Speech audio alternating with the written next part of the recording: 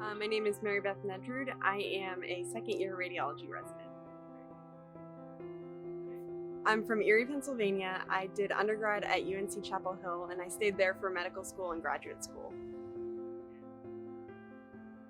So I did a Ph.D. in genetics and molecular biology. I studied pancreatic cancer with a surgical oncologist, essentially to study glucose metabolism, and I did some live cell imaging and also animal imaging, and used PET for the majority of my projects. When applying to medical school, I didn't really want to give up that passion that I had for research, but rather I wanted to kind of figure out how the basic science research that I loved could be applied to the clinic. So that was pretty much my whole goal during my entire MD PhD program, hoping that I would ultimately figure out how I could translate everything that I was doing in the lab back to the clinic. So I was actually a late switch into radiology. I was ready to apply to radiation oncology, given that I had done a ton of cancer research in medical school, and did the rotation and actually didn't really like it.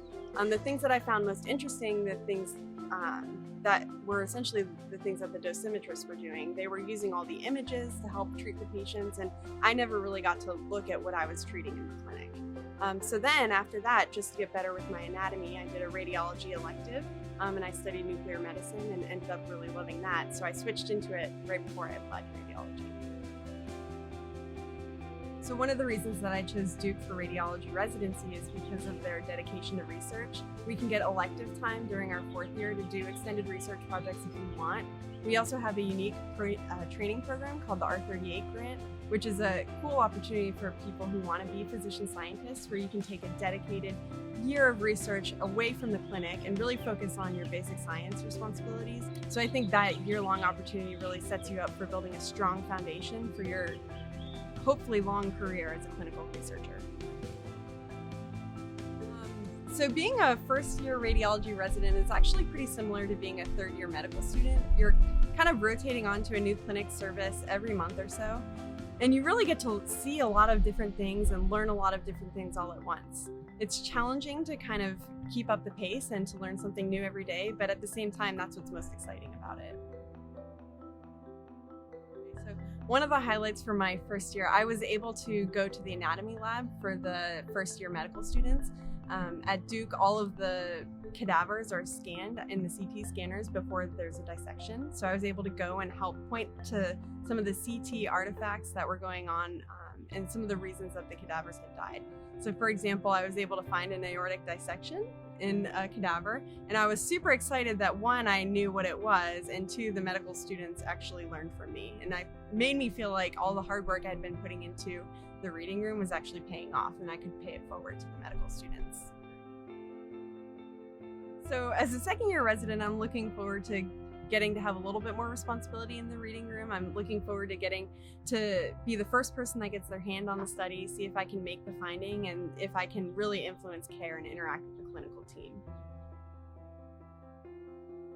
So it's pretty challenging trying to balance my clinical duties with my family obligations outside the reading room, but I think I have a lot of really good role models within the department, and that's one of the reasons why I chose Duke, because there are so many strong women in the department that are able to juggle both their clinical responsibilities and their family obligations.